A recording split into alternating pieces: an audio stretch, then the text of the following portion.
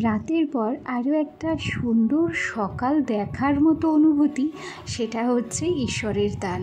জানো তো, আদেও আমরা জানতাম যে সকালবেলা ঘুম থেকে উঠবো কি না, এই সুন্দর পৃথিবীর আরও একটা রূপ আমরা দেখতে পাবো কি না। তাই সকালটা শুরু করা উচিত ঈশ্বরকে স্মরণ করে। যাই হোক, আগে নিজের পরিচয়টা দিয়ে নিই, তারপর আরও কত কথা জমে আছে তোমাদের সঙ্গে বলার জন্য। নমস্কার, কেমন আছো সবাই? আশা করছি সবাই খুব ভালো আছো, আর আমিও ভালো আছি। আজকে আমার আরও একটি নতুন ব্লগে তোমাদের সবাইকে অনেক অনেক স্বাগত জানিয়ে ব্লগটি শুরু করছি, আর আশা রাখছি ব্লগটি তোমাদের ভালো লাগবে। আমার অগোছালো ঘর থেকেই ভিডিওটা কিন্তু শুরু করেছি, জানো তো। আর ঘড়ির কাঁটা এখন কটা বাজে বলো তো? 8টা বাজে। আজকে সকাল থেকে এত বিশ্রী গরম পড়েছে জানো, কোনো কিছু করারই ইচ্ছে করছিল না, একদম আলিস্যি লাগছিল সকাল থেকে। আর বিছানার অবস্থাটা দেখলে কি হাল। আসলে কি জানো তো, গতকাল রাত্রে না একটুও ঘুমোতে পারিনি, এত বিশ্রী গরম হয়েছিল এই ঘরটা। 3টে ফ্যান তো চলেই, সেটা আমার টিনের ঘরে থাকলেও 3টে ফ্যান চলে, আর এ ঘরে থাকলেও 3টে ফ্যান চলে। এত বীভৎস গরম দিয়েছিল গতকাল রাত থেকে, আমার বর তো ছটফট করেছে, ঘুমোতেই পারেনি। একবার সে উত্তর দিকে মাথা দিচ্ছে, ভাবছে উত্তর দিকে মাথা করে শুলে মনে হয় একটু ভালো লাগবে, একবার পশ্চিমে মাথা দিচ্ছে, এইভাবেই ছটফট করছে। আর তাতে মশারিতে ঢুকেছিল মশা, ওই করতে করতেই আমরা সারাটা রাত কাটিয়ে দিয়েছি জানো। তাই সকাল সকাল আবার উঠেও পড়েছি, কেন কি ও অফিসে চলে গেছে। জানো, প্রত্যেকবার যখন আসে আমি তখনই ভাবি যে এবার হয়তো একটা দিন অন্তত বেশি থাকবে। প্রত্যেকবারই আমার ভাবনা ভুল হয় জানো।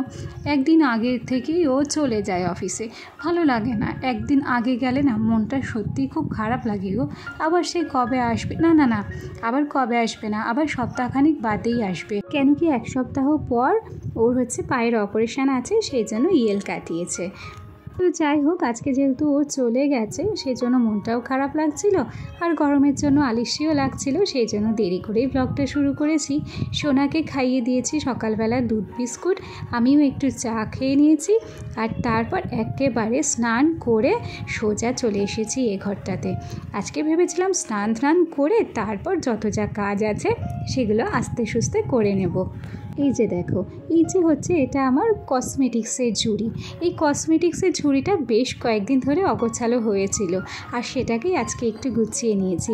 আজকে জানো তো এতটা খারাপ লাগছিল, চুলে একটু তেল দিলাম। তবে আমি যে তেলটা ইউজ করি সেটা ধুয়ে এসেছি শ্বশুরবাড়িতে, সেই জন্য ওই যে ছেলের জনসনের যে তেলটা আছে সেটাই মাথায় দিয়েছিলাম, আর তারপর শ্যাম্পু করেও স্নানটা করে নিয়েছি। ওদিক থেকে আমার ওটা গোছানো হয়ে গেছে, এলাম হচ্ছে বাইরে।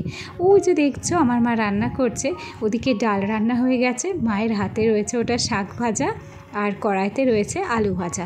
আজকে খুব সিম্পল মেনু, কেন কি যা বিশ্রী গরম পড়েছে, এই সময় রিচ খাবার খাওয়া মানে শরীরে অস্বস্তি ডেকে নিয়ে আসা। যাই হোক, কাজের মাঝে একটু বিরতি নিয়েছি। আর আমার বোনের বর এসেছিল সৌদি আরব থেকে, সেখান থেকে বেশ কিছু চকলেট এনেছিল, আর এনেছিল পেস্তা বাদাম, আর তার সাথে ছিল খেজুর। তো মন হলো যে একটু চকলেট খাই বসে বসে। সবসময় তো কাজের মধ্যে নিজেকে ব্যস্ত রাখি, সেখানে নিজেকে একটু টাইম দিতে পারি না। আর যখন একটু সুযোগ পেয়েছি, সেই সুযোগটাতে নিজের কথা একটু ভাবলে মন্দ হয় না বলো।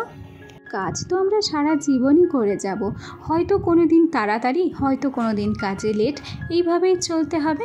তবে জানো তো একটা কথা কি, কাজে যদি একটা টার্গেট ফিক্স থাকে না, একটা সময়সূচি ফিক্স থাকে, তাহলে দেখা যায় কি, যদি তুমি দেরি করেও ঘুম থেকে ওঠো কিংবা কাজ শুরু করতে দেরিও হয়, তাহলে যদি তোমার একটা প্ল্যান থাকে কিংবা স্টেপ বাই স্টেপ কাজের একটা ধারণা থাকে, সেক্ষেত্রে তোমার কাজটা কিন্তু অনেকটা সহজ হয়ে যাবে, আর সময় অনেকটা কম লাগবে। মোটামুটি একটা ঘরের পেছনে যদি 3 ঘন্টা লাগে, সেখানে তোমার যদি টার্গেট ফিক্স করা থাকে, দেখা যায় কি 1.5-2 ঘন্টার মধ্যেই কিন্তু তোমার কাজটা কমপ্লিট হয়ে যাবে।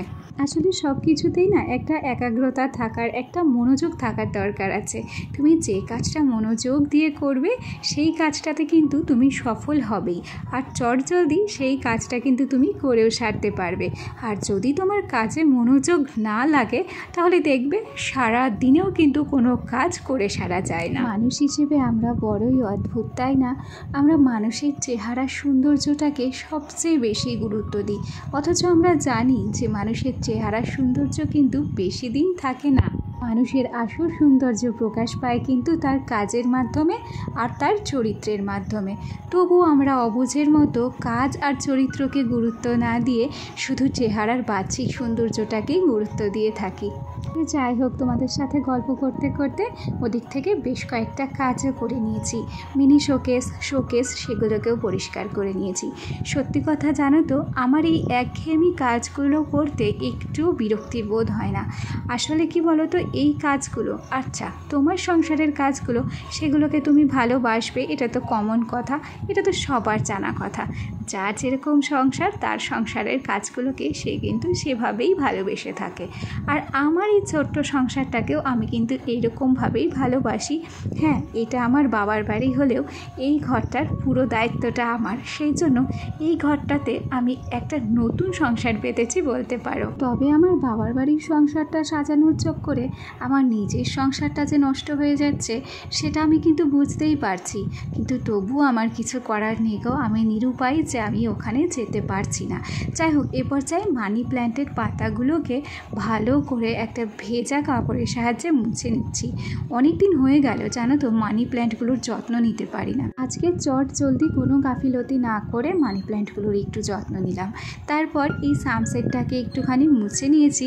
আর এর আগের দিন তোমরা দেখেছো না যে নার্সারিতে গিয়েছিলাম, নার্সারিতে গিয়ে এই যে একটা গাছ দেখছো, এই গাছটা আর ওই যে স্নেক প্ল্যান্ট, এই দুটো কিনে নিয়ে এসেছি।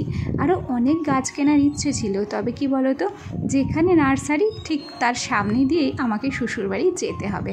তাই ভাবলাম একেবারে ওখান থেকে গাছ কিনে সোজা শ্বশুরবাড়ি পৌঁছে যাব।